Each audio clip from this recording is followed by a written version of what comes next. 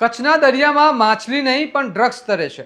ચોંકાવનારી વાત છે ને, પણ આ હકીકત છે. કારણ કે કચ્છના દરિયામાં ફરી ડ્રગ્સનો જથ્થો મળી આવતા સુરક્ષા એજન્સીઓ ચિંતામાં મુકાઈ ગઈ છે. જખૌ નજીકના શેખરણ ટાપુ વિસ્તારમાં પેટ્રોલિંગ દરમિયાન ઇન્ડિયન કોસ્ટગાર્ડને વધુ 10 ચરસની પેકેટો મળી આવ્યા હોવાનું સામે આવ્યું છે.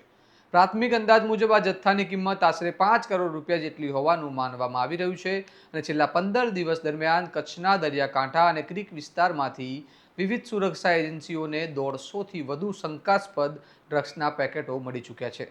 સતત મળી રહેલા આ બિનવારસુ પેકેટોને લઈને સુરક્ષા તંત્ર માટે ગંભીર ચિંતાનો વિષય ઊભો થયો છે. અને ખાસ કરીને જખૌ, લખપત અને સરહદી દરિયાકાંઠાના વિસ્તારો ડ્રગ્સ સ્મગલિંગ માટે સંવેદનશીલ બની રહ્યા હોવાનું મનાઈ રહ્યું છે.